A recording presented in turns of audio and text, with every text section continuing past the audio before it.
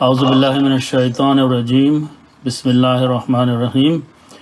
انشاءاللہ اس مرتبہ ہم قرآن کی وہ آیات سیکھیں گے جن میں اللہ سبحانہ و تعالی نے وہ چیزیں پیش کی ہیں جو انسان کو زندگی میں پیش آتی ہیں، جن میں مسائل ہیں، غم ہیں، تکالیف ہیں، یہ آزمائشیں ہیں انسان کے لیے، اور اللہ سبحانہ و تعالی نے مثالیں دی ہیں اپنے نیک لوگوں کی، اور ان مسائل اور مشکلات میں دعا کیسی مانگی جائے وہ سکھائی ہے، اور جواب میں اللہ تعالیٰ نے فرمایا ہے کہ ان آیات اور ان دعاؤں کی وجہ سے اللہ تعالیٰ نے وہ پریشانیاں دور فرما دی ہیں۔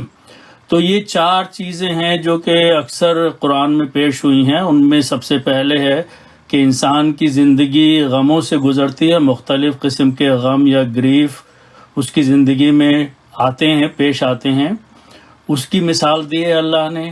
اس کے بعد دوسری آزمائش جس سے انسان گزرتا ہے وہ بیماری ہے، ڈیزیز۔ اللہ سبحانہ و تعالی نے اس کا علاج بتایا ہے دعاؤں کا قرآن میں ہی۔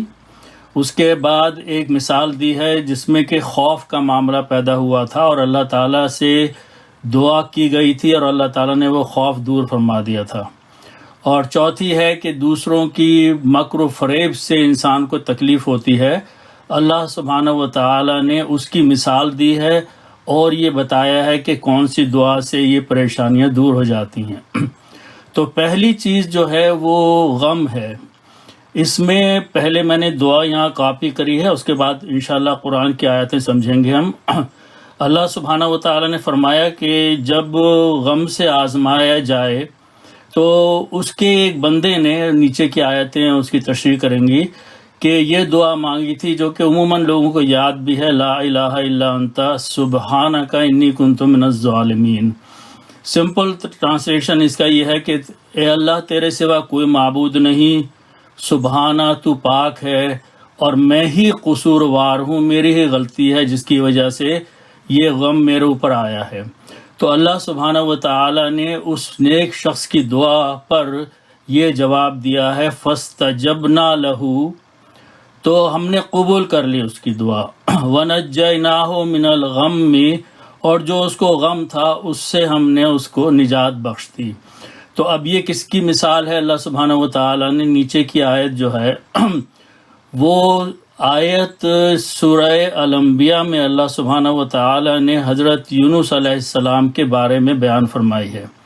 تو وہ آیت پڑھ لیتے ہیں پہلے۔ بسم اللہ الرحمن الرحیم۔ وَظَنُّونِ إِذْ ذَهَبَ مُغَاضِبًا۔ تو پہلے میں ان الفاظ کی تشریح کر دوں اور تھوڑا سا بیک گراؤنڈ بتا دوں کہ یہ آیات جو ہیں دو ہیں، یہ ایک میں اس شخص نے دعا مانگی ہے، دوسری میں اللہ نے دعا قبول فرما لی ہے اور یہ بتایا کہ کیا دعا مانگی تھی اس نے۔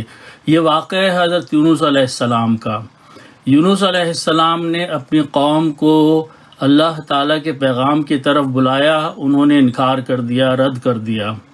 پھر ایک ایسا وقت آیا کہ حضرت یونس علیہ السلام جو تھے ان کے یہ علم میں بات آئی کہ اللہ کا عذاب آ جائے گا، تو وہ بستی چھوڑ کے چلے گئے۔ اللہ تعالیٰ کا اصول یہ رہا ہے کہ جب تک حکم نہیں ہوتا پیغمبر کو وہاں سے چلے جانے کا، اس کو نہیں جانا چاہیے۔ تو وہ وہاں سے چلے گئے ناراض ہو کے۔ تو جو لوگ تھے ان کو احساس ہو گیا، انہوں نے اللہ تعالیٰ سے توبہ کی، اللہ تعالیٰ نے وہ عذاب روک دیا۔ لیکن یہ پیغمبر کو سکھانے کے لیے اللہ تعالیٰ نے ان کو ایک آزمائش میں ڈال دیا۔ تو آزمائش یہ تھی کہ وہ پیغمبر جو تھے وہ جب بستی سے چلے گئے تو پھر وہ ایک جہاز میں یا کشتی میں سوار ہوئے، وہاں سے ان کو کسی وجہ سے پانی میں پھینک دیا گیا، سمندر میں ان کو ایک مچھلی نے نگل لیا، تو وہاں انہوں نے دعا کری ہے۔ تو اب اس کو ہم سمجھتے ہیں۔ آیت شروع ہوتی ہے وَظَنُّونِ، لفظ النون جو ہے عربی میں ایک مچھلی کے لیے استعمال ہوتا ہے، اور ذا لگا دیتے ہیں یا زی لگا دیتے ہیں یا زو لگا دیتے ہیں تو یہ والا ہو جاتا ہے، جیسے ذوالجلال ہے جلال والا، ذوالعرش ہے عرش والا۔ تو یہ ذنون ان کا لقب ہو گیا مچھلی والا. ان کا نام ہے یونس علیہ السلام، اور ان کا لقب، اور قرآن نے اسی سے ان کو اس جگہ پکارا ہے مچھلی والا. کیا ہوا اس مچھلی والے کے ساتھ؟ اذ ذہبا. یہ اذ کا لفظ جو ہوتا ہے یہ استعمال ہوتا ہے جب کہ، اور یہ ماضی کے لیے استعمال ہوتا ہے. ماضی میں کوئی واقعہ ہوا ہو اور اس کو جب بیان کیا جاتا ہے قرآن میں تو اذ کا لفظ استعمال کیا جاتا ہے. ذہبا کے مطلب ہے چلے جانا، کسی جگہ سے اٹھ کر چلے جانا، اور یہ ماضی کا صیغہ ہے. اذ ذہبا جب وہ چلا گیا، وظنون اور مچھلی والا اذ ذہبا جب وہ اٹھ کے چلا گیا، یعنی وہ بستی سے چلے گئے تھے. لیکن اللہ سبحانہ و تعالیٰ نے ان کے بارے میں یہ فرمایا ہے، لفظ مغاضباً یوز کیا گیا، استعمال کیا گیا ہے. اللہ سبحانہ و تعالیٰ، یہ لفظ اردو میں غضب ہے یا غضب ہے، بہت زیادہ غصہ ہو جانا. اور جو مغضوب ہوتا ہے، ہم پڑھتے ہیں سورہ فاتحہ میں، جس کے اوپر کہ غصہ کیا گیا ہے، لیکن مغاضباً یا مغاضباً وہ شخص ہو رہا ہے جو خود غصہ کر رہا ہے. تو ان کی کیفیت یہ تھی کہ وہ بستی چھوڑ کے چلے گئے، لیکن بہت زیادہ ناراض تھے، وہ لوگوں کے اوپر غصے میں تھے. یہ ان کی کیفیت تھی. اچھا، اب اللہ تعالیٰ فرما رہے ہیں کہ فظنّا، تو اس نے یہ گمان کیا. یہ ظن کا بھی لفظ اردو میں استعمال ہوتا ہے. عربی میں دو نون ہوتے ہیں، زوئے اور نون. اردو میں آپ صرف ایک ظن لکھ دیتے ہیں ایک نون کے ساتھ، لیکن یہ لفظ اصل میں دو نون کے ساتھ ہے، اور اس کے معنی ہے گمان کرنا. اردو میں بھی یہی معنی گمان کرنا. تو فظنّا تو اس نے گمان کیا، یعنی اس نے سوچا. یہ حضرت یونس کے بارے میں کہا جا رہا ہے. اللن نقدر، ان کا مطلب ہے یہ کہ، اور لن آتا ہے کبھی، ہرگز نہیں. لا کا مطلب تو ہے نہیں، لیکن لن کا مطلب ہے ہرگز نہیں. نقدرا، یہ اردو کے سارے الفاظ ہیں قدرت ہونا. نقدرا، ہم قدرت رکھتے ہیں یا قادر ہیں. تو اس نے سوچا کہ ہم کچھ قدرت نہیں رکھتے، یا ہم اس کی پکڑ نہیں کریں گے اس غلطی پہ یا اس غصے پہ جو اس نے کیا تھا. یہ اللہ تعالیٰ فرما رہے اپنی طرف سے، علیہ، اس کے اوپر، یعنی ہمارا، اس نے یہ سوچا کہ ہمارا اس کے اوپر کوئی اختیار نہیں ہے، قدرت نہیں ہے. واللہ عالم ان کی ذہنی کیفیت کیا تھی اس وقت. تو یہ صورتحال اللہ تعالیٰ نے فرمائی ہے حضرت یونس علیہ السلام کے بارے میں. اچھا، بیچ میں واقعہ جو چھوڑ دیا گیا ہے وہ دوسری جگہ آیا ہے، تو اس کی تشریح ہے کہ جب وہ اس بستی سے چلے گئے تو وہاں پہنچے جہاں پر کہ ساحل کے سمندر کے کنارے کچھ کشتیاں کھڑی ہوئی تھیں. تو وہ ایک کشتی میں سوار ہو گئے، تو وہ کشتی وہاں سے چل دی، یا کوئی جہاز تھا چھوٹا. جب وہ درمیان سمندر کے پانی کے پہنچے تو وہاں سخت قسم کا طوفان اور بھنور آ گیا. تو اس کشتی والے جو تھے ان کا یہ تصور تھا کہ اگر ہمارے سفر کے دوران کوئی مشکل پیدا ہو جائے تو ہم میں کوئی ایسا شخص موجود ہے جس نے اپنے مالک کی نافرمانی کی ہے، چاہے وہ غلام ہو اور اس کا مالک ہو. یہاں پر اللہ تعالیٰ مالک ہیں. تو حضرت یونس علیہ السلام بھی سن رہے تھے یہ واقعہ. تو اس مسئلے کو حل کرنے کے لیے جو کشتی کے لوگ تھے وہ انہوں نے یہ قرآن اندازی کی کہ قرآن اندازی سے جس شخص کا نام نکل آئے گا، ان کا تصور تھا یہ، تو وہی شخص جو ہے اس کشتی میں موجود ہے جس کی وجہ سے یہ کشتی جو ہے مشکل میں ہے. تو انہوں نے قرآن اندازی کی، اس میں حضرت یونس علیہ السلام کا نام نکل آیا. تو ان کا طریقہ یہ تھا کہ اس شخص سے نجات حاصل کرنے کے لیے، کشتی سے مشکل سے نکالنے کے لیے اس شخص کو وہ سمندر میں پھینک دیا. تو حضرت یونس علیہ السلام سمندر میں پھینک دیے گئے. اب وہاں ایک بڑی مچھلی آتی ہے اور ان کو نگل لیتی ہے. وہ اتنی بڑی ہے کہ وہ بالکل نگل کے اس کے پیٹ میں پہنچ جاتے ہیں. تو اب یہ شدید مشکل میں ڈال دیے گئے ہیں حضرت یونس علیہ السلام. اللہ سبحانہ و تعالیٰ فرماتے ہیں فنادا فی الظلمات. نادا جو ہے وہ ندا سے ہے پکارنا، تو اس نے پکارا. فنادا کے معنی ہے تو پھر اس نے پکارا، یعنی دعا کری. اچھا، کہاں دعا کری؟ فی الظلمات. ظلمات جمع ہے ظلمت کی، جس کے معنی اندھیرے کے ہیں. اندھیروں میں سے، یعنی کتنے اندھیرے تھے کہ مچھلی کے اندر، اس کے پیٹ کے اندر اندھیرا ہی اندھیرا ہر طریقے کا، تو وہاں سے انہوں نے اللہ کو پکارا ان اندھیروں میں سے، اور یہ دعا کری جو اللہ سبحانہ و تعالی ہمیں سکھا رہے ہیں، اللہ الہ، کہ کوئی نہیں ہے الہ، کوئی معبود نہیں ہے، الا سوائے انتا، تیرے، اللہ کو مخاطب کر کے دعا کی جا رہی ہے، سبحانہ کا، تمام حمد سبحان تعریف جو ہے وہ تیری ہی ہے، انی، یقیناً میں، کن تو ہو گیا ہوں، من الظالمین، ان لوگوں میں سے جو بہت قصوروار ہیں۔ تو انہوں نے کتنی چیزیں اس میں بیان کی ہیں، پہلے اللہ تعالیٰ کی توحید بیان کی ہے، پھر اس کی تسبیح بیان کی ہے، اس کے بعد اپنے بارے میں بتایا کہ غلطیاں میری ہی ہیں، میں ہی ظالمین میں ہوں، میں ہی غلط اور قصوروار ہوں۔ تو اللہ سبحانہ و تعالی نے ان کی یہ دعا قبول فرما لی، اور اس کے بعد اگلی آیت میں ان کی دعا کا جواب اللہ سبحانہ و تعالی قرآن پڑھنے والے کو دے رہے ہیں۔ وہ یہ اللہ سبحانہ و تعالیٰ فرما رہے ہیں فاستجبنا، یہ نا جو ہے یہ ہم ہے، اور فا کا مطلب ہے پس، یعنی دعا کا جواب۔ استجاب کا مطلب اردو میں ہے کسی کا جواب دینا، یہ جواب سے ہی استجاب نکلا ہے، سن کے جواب دینا جو ہے اس کے معنی استجاب ہوتے ہیں۔ تو اللہ سبحانہ و تعالیٰ فرما رہے ہیں کہ ہم نے اس کی دعا کو سن کر اس کو جواب دیا، لہو، اس کے لیے، اور ہو کا جو ہے یہ حضرت یونس کی طرف اشارہ ہے۔ تو ہم نے اس کی دعا کا جواب دیا، یعنی ہم نے اس کی دعا قبول کر لی۔ وَنَجَّيْنَاهُ، نجینا نجات سے بنا ہے، اور ہم نے اس کو نجات دے دی۔ اب اصل لفظ یہ اللہ سبحانہ و تعالیٰ نے استعمال کیا ہے من الغم، جس غم میں، جس کیفیت میں وہ سخت غم کی عالم میں، آزمائش میں وہ مبتلا تھے، اس سے ہم نے ان کو نجات دے دی۔ اور اللہ سبحانہ و تعالیٰ فرما رہے ہیں وَكَذَلِكَ نُنْجِي الْمُؤْمِنِينَ، ہم ایسے ہی نجات دیا کرتے ہیں مومنین کو، یعنی جو ایمان لے آئے ہیں، اسی طریقے سے ہم ان کو پریشانیوں سے نکال دیتے ہیں، غموں سے نکال دیتے ہیں، جو کہ ہمیں پکارتے ہیں اس طریقے سے جس طریقے سے یونس علیہ السلام نے اللہ سبحانہ و تعالیٰ کو پکارا ہے۔ تو یہ دعا ہے، یہ اس کا جواب ہے۔ یہاں پر اللہ تعالیٰ کے حکم سے اس مچھلی نے جو ہے وہ ساحل پہ جا کے اور ان کو ڈال دیا اپنے منہ سے نکال کے، پیٹ سے نکال کے، اور اللہ سبحانہ و تعالیٰ نے ان کے اوپر ایک درخت پیدا کیا، ان کو ہمت دی، جو بھی ہوا وہ ٹھیک ہو گئے۔ پھر انہوں نے جو بھی اس کے بعد توبہ کری، جو بھی کیا، لیکن اللہ سبحانہ و تعالیٰ یہاں پر خاص طور پہ فرما رہے ہیں کہ یہ جو دعا ہے کذالک، ایسے ہی ننجی المؤمنین، ہم نجات دے دیا کرتے ہیں جو غم کی حالت میں ہوں۔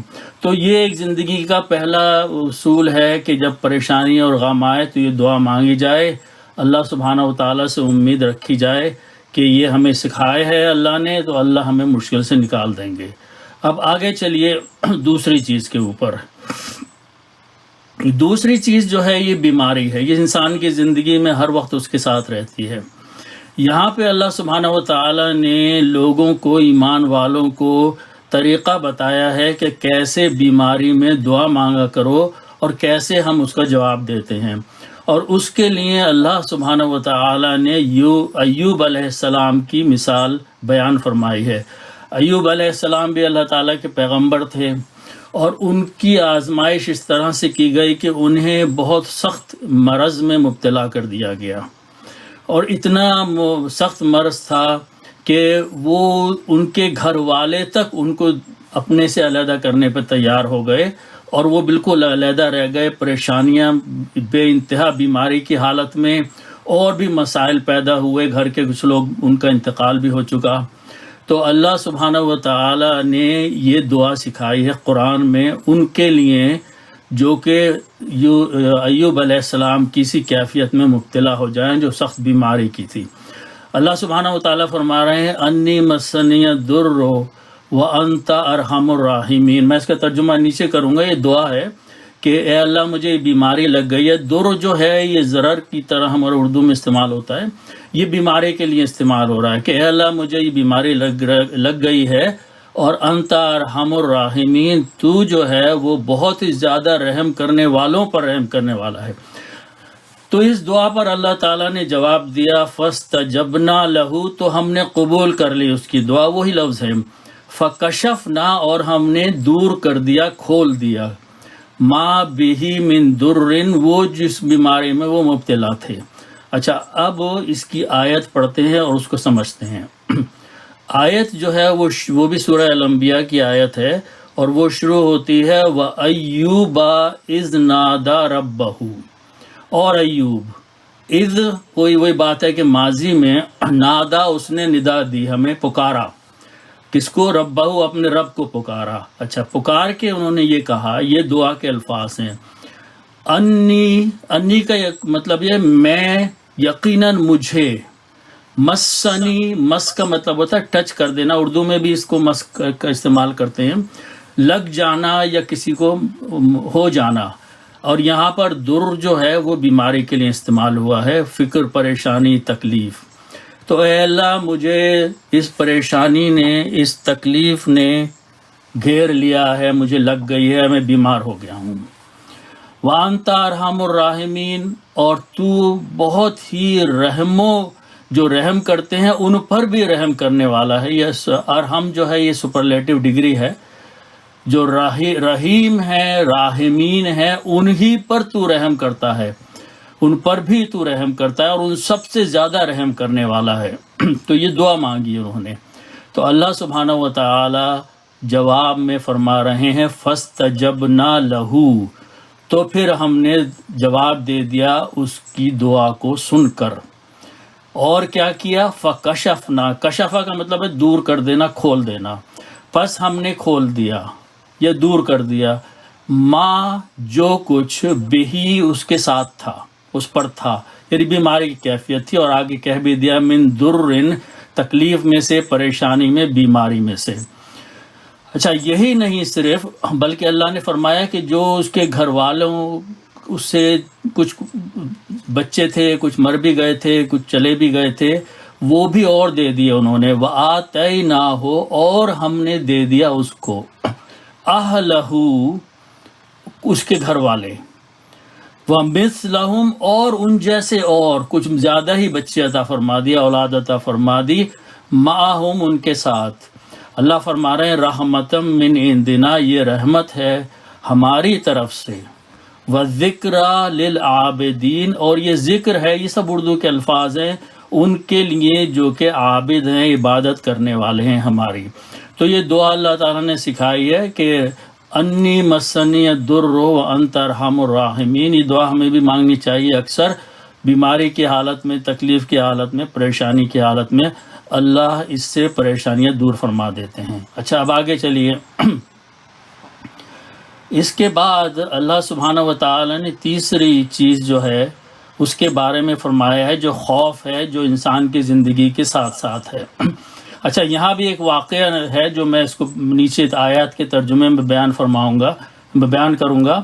جو پریشانی اور خوف میں زندگی میں آتا ہے، چاہے اس میں حقیقت ہو یا نہ ہو، اس کی دعا اللہ سبحانہ و تعالیٰ نے سکھائی ہے، جو کہ مانگی گئی تھی. حسبنا اللہ ونعم الوکیل. حسبنا، حسب کا مطلب ہے کافی ہونا، اللہ کافی ہے ہمارے لیے، ہمیں لوگوں کے پاس جانے کی ضرورت نہیں ہے، ہمیں اس قسم کی حرکتیں کرنے کی ضرورت نہیں ہے کہ غیر اللہ کے پاس جائیں، ہمارے لیے اللہ کافی ہے. وَنِعْمَ الْوَكِيلُ، اور وہ بہت ہی زیادہ کارساز ہے، بہترین انعام دینے والا ہے. یہ دعا مانگی گئی تھی، میں ابھی بتاؤں گا نیچے کہ اس کی تفصیل کیا تھی. تو اللہ سبحانہ و تعالیٰ نے وہ پریشانی اور وہ خوف کے عالم میں جس میں یہ دعا مانگی گئی تھی وہ دور فرما دیا، اور اس کے بعد یہ جواب بھی دیا کہ یہ اصل میں انما ذالکم الشیطان یخوف اولیاءہ. اکثر شیطان یہ کرتا ہے کہ حقیقت یہ ہے اس میں کہ شیطان خوف دلا کے چلا جاتا ہے انسان کو، اور انسان پریشان ہو جاتا ہے. تو اس کیفیت میں، اور خوف دوسرے قسم کے بھی ہوں، ان کے لیے بھی حسبنا اللہ، اللہ سبحانہ و تعالیٰ نے دعا سکھائی ہے کہ آپ پڑھا کریں، اللہ کافی ہے ہمارے لیے، اور وہ نعم الوکیل ہے، وہ بہترین کارساز ہیں۔ اچھا، اس کے بارے میں جو آیات ہیں وہ سورہ آل عمران کی آیات ہیں، اور اس سے پہلے کہ میں ان کا ترجمہ کروں، ان آیات کا بیک گراؤنڈ یہ ہے کہ مدینے میں حضرت صلی اللہ علیہ وسلم پہلی جنگ جو لڑی گئی تھی وہ جنگ بدر تھی، جس میں مسلمانوں کو فتح حاصل ہوئی تھی۔ دوسری جنگ جو تھی وہ جنگ احد تھی، جس میں کہ کفار اور مکے کے لوگوں نے مدینے پہ حملہ کیا تھا، اور وہ احد پہاڑ کے قریب لڑی گئی تھی، اور اس میں مسلمانوں کو شکست ہوئی تھی کچھ لوگوں کی غلطی کی وجہ سے۔ لیکن کفار جو تھے وہ فاتح ہونے کے باوجود بھی مدینے میں داخل نہیں ہوئے، وہ واپس مکہ چلے گئے۔ اچھا، اس کے بعد وہاں جا کے انہوں نے وہ دوبارہ پلاننگ شروع کر دی، تو انہوں نے وہاں دو کام کیے۔ کفار قریش مشرکین جو مکے کے لوگ تھے، انہوں نے ایک کام تو یہ کیا کہ مدینے کے لوگوں میں کسی مختلف، جو بھی کہ وہاں منافقین بھی تھے اور غیر مسلم بھی تھے، ان کے ذریعے سے یہ افواہ پھیلانا شروع کر دی کہ قریش ایک بہت بڑی فوج تیار کر رہے ہیں، اور وہ مدینے پر حملہ آور ہوں گے اور مدینے کو بالکل ختم کر دیں گے، اور یہ خوف کی کیفیت پیدا کرنے لگی، یہ جو افواہیں پھیلانے شروع کر دی انہوں نے۔ اچھا، اس کے علاوہ انہوں نے کچھ تیاری بھی شروع کر دی۔ تو یہ جنگ احد کے بعد 1 سال کا عرصہ گزرا تھا، جبکہ یہ افواہ بہت گرم ہو گئی کہ قریش جو ہیں وہ بہت بڑی تیاری کے ساتھ حملہ کرنے کے لیے مدینے کی طرف آنے والے ہیں۔ تو آن وسلم اور صحابہ جو تھے وہ بھی پریشان ہوئے، تو پھر انہوں نے کہا ہمیں بھی کچھ پلاننگ کرنی چاہیے، تو انہوں نے لوگوں کو تیار کیا کہ ہم پھر بدر کے مقام پہ جا کے ان کو روکیں گے، حملہ آوروں کو، اور وہاں پر جن سے جنگ کریں گے تاکہ وہ مدینے سے دور ہی کچھ فیصلہ ہو جائے۔ تو 1 سال کے بعد، جنگ احد کے 1 سال کے بعد، حضور اقدس صلی اللہ علیہ وسلم ایک صحابہ کی اچھی خاصی جماعت کو لے کے بدر پہنچ گئے۔ اچھا، ان کو بھی خیال ہو گیا کہ یہ معاملہ آسانی سے حل نہیں ہوگا، اور افواہیں بھی تھیں اس میں، اور خوف بھی پھیل گیا تھا۔ تو جو ایمان والے تھے انہوں نے یہ دعا کری، حسبنا اللہ و نعم الوکیل، اللہ کافی ہے ہمارے لیے، جو کمزور لوگ ہیں وہ اپنے گھر بیٹھے رہیں، ہم اللہ کی ہمت، اس سے یہ دعا ہے، یہ وہی دعا ہے جو آیت میں ہے۔ تو اب اس کا ہم ترجمہ کر لیتے ہیں۔ تو وہ بہرحال وہ جنگ نہیں ہوئی، وہ حضرت وسلم جو تھے وہ واپس آ گئے مدینے میں، اور اس کے بعد ہمت نہیں ہوئی کفار کو۔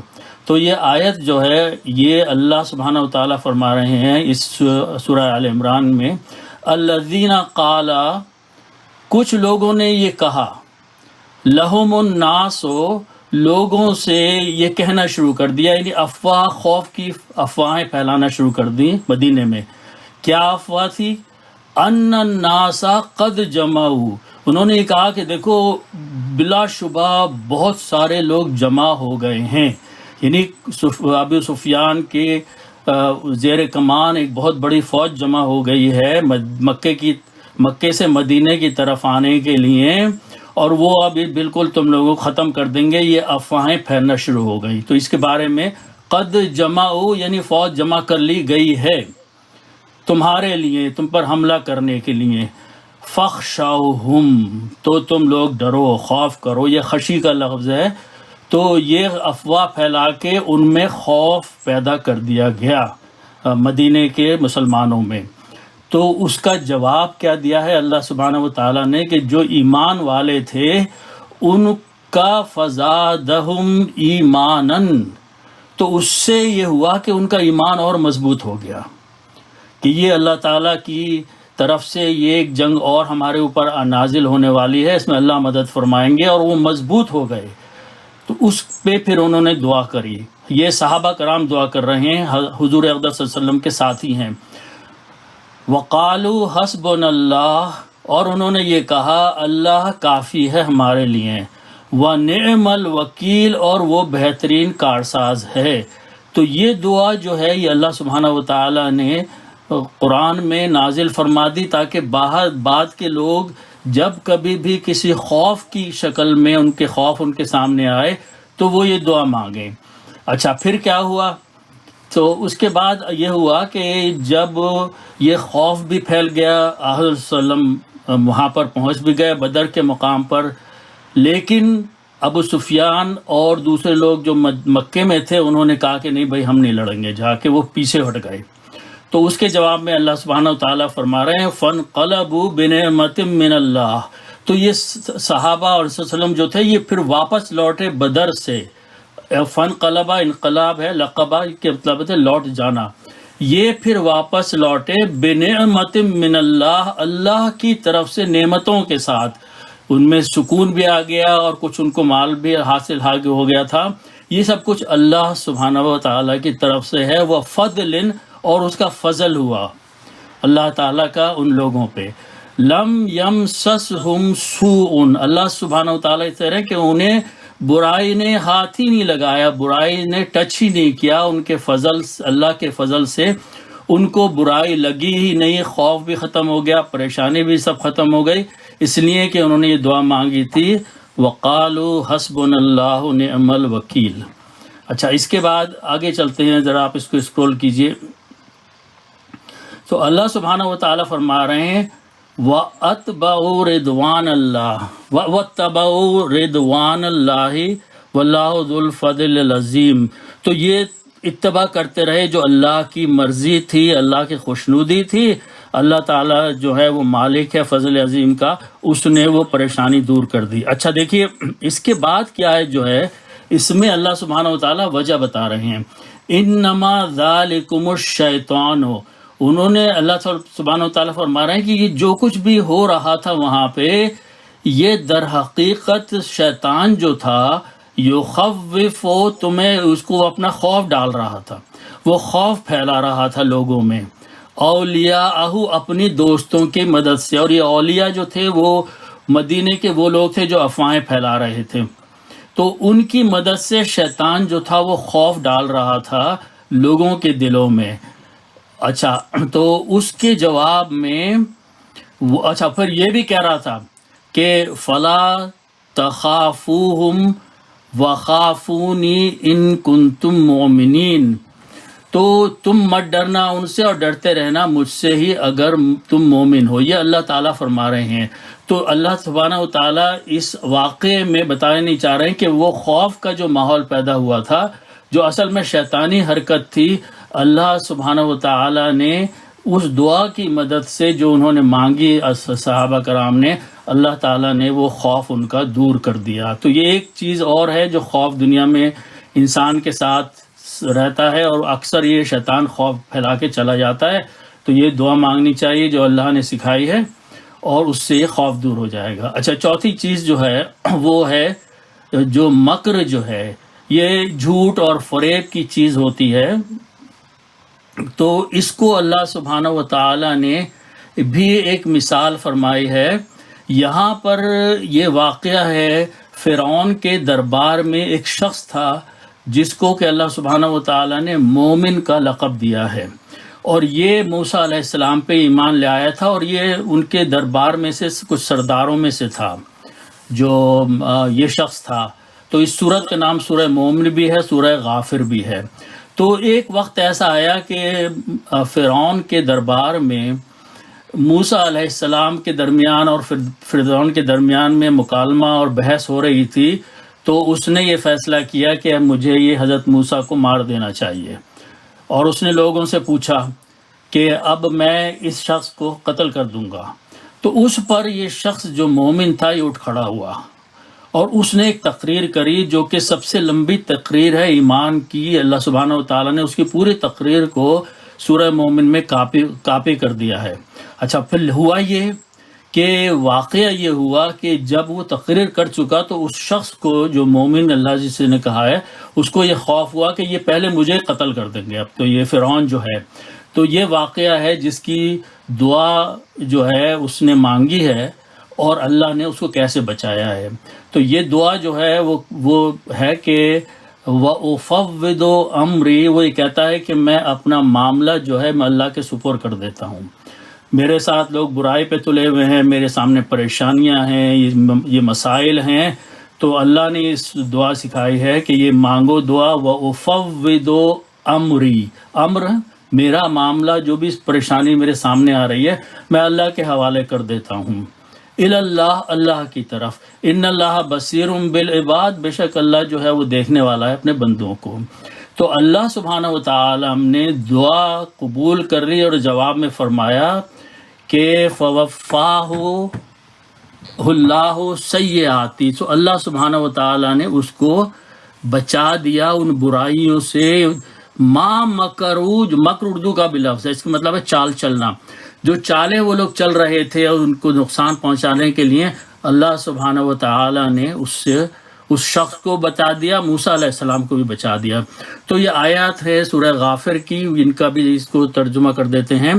فَسَتَذْكُرُونَ مَا أَقُولُ لَكُمْ، یہ آخری جملہ ہے جو اس شخص نے فرعون کے دربار میں تقریر کری تھی اور فرعون کو بتایا تھا، سمجھایا تھا کہ دیکھو یہ اللہ کی طرف سے آیتیں ہیں، یہ اللہ کا پیغمبر ہے، پچھلی قومیں تباہ ہو چکی ہیں، نصیحت حاصل کرو، تم نقصان. یہ سب کچھ کہنے کے بعد اس نے یہ بڑا پیارا جملہ کہا ہے کہ فَسَتَذْكُرُونَ مَا أَقُولُ لَكُمْ، جو میں کہہ رہا ہوں آج یہ تم کل یاد کرو گے. آج میری بات مانو نہ مانو، کل تمہیں یاد آئیں گی یہ میری باتیں. اس کو احساس ہو رہا ہے اس شخص کو کہ شاید یہ مجھے بھی قتل کر دیں گے، لیکن جب ان کے اوپر بعد میں عذاب آئے گا اللہ تعالیٰ کا، تب یہ بات ان کے سامنے آئے گی کہ فَسَتَذْكُرُونَ، پس تم یاد کرو گے، مَا أَقُولُ، جو کچھ کہتا ہوں تم سے. اس کے بعد وہ بیٹھ گیا یہ کہہ کے کہ وَأُفَوِّضُ أَمْرِي إِلَى اللَّهِ، یہ دعا ہے اس کی، میں نے اپنے معاملے کو اللہ کے سپرد کر دیا. اب ان اللہ بصیر بالعباد، اللہ سبحانہ و تعالی جو ہیں وہ دیکھنے والے ہیں اپنے بندوں کو. تو اللہ سبحانہ و تعالی نے جواب میں یہ فرمایا فوقع، میں نے وہاں پہ فا پڑھا تھا، یہ وقع جو لفظ ہے فوقاہ اللہ سیئاتی، وقع جو ہے وہ ہم جیسے مانگتے ہیں نا وقنا عذاب النار، بچا دے ہم کو عذاب النار سے، یہ وہی لفظ ہے واو قاف. فوقاہ، سو بچا دیا اللہ نے اس کو سیئات سے، برائیوں سے. کاہے کی برائیاں؟ ما مکرو، جو مکر، جو چالیں وہ چل رہے تھے نقصان پہنچانے کے لیے فرعون اور اس کے درباری. اللہ سبحانہ و تعالیٰ نے اس شخص کو بھی بچا دیا، موسیٰ علیہ السلام کو بھی بچا دیا، اس لیے کہ اس نے یہ دعا مانگی تھی وَأُفَوِّضُ أَمْرِي إِلَى اللَّهِ.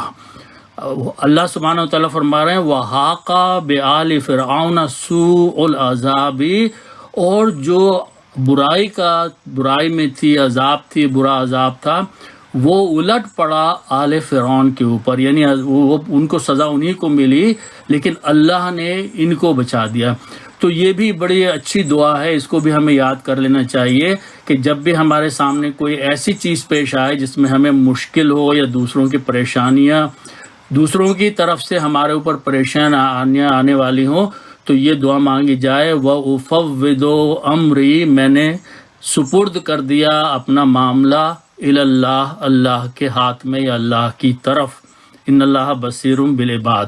سو یہ چار چیزیں جو ہیں اللہ سبحانہ و تعالیٰ نے مثالوں کے ساتھ قرآن میں نازل فرمائی ہیں، دعائیں سکھائی ہیں، اور جواب میں یہ بھی بتایا ہے کہ ان دعاؤں کی وجہ سے ان کی مشکلات دور ہو گئی ہیں. تو یہ اللہ سبحانہ و تعالیٰ یہ چار مثالیں ہیں. اس کے بعد ایک آخری آیت میں نے نیچے نوٹ کی ہے جس میں اللہ سبحانہ و تعالیٰ نے فرمایا ہے کہ وَنُنَزِّلُ مِنَ الْقُرْآنِ مَا هُوَ شِفَاء. یہاں اللہ سبحانہ و تعالیٰ نے فرمایا کہ جو ہم نازل کرتے ہیں قرآن میں، اس میں دو چیزیں انہوں نے فرمائی ہیں. ایک یہ ہے کہ شفا ہے اور ایک رحمہ ہے.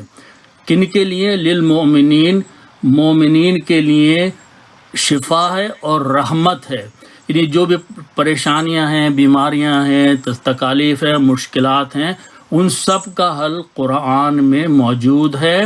اللہ سبحانہ و تعالیٰ فرما رہے ہیں کہ یہ تو مومنین کے لیے ہیں، لیکن ولا یزید الظالمین الا خسارہ. جو ظالمین ہیں، جو نافرمان ہیں، جو ناحق ہیں، ان کے لیے کچھ نہیں بڑھتا سوائے اس کے کہ ان کو نقصان ہی ہوتا رہتا ہے۔ خسارہ اردو کا بھی لفظ ہے، وہ خسارے میں اور مشکلات میں مبتلا ہی رہتے ہیں۔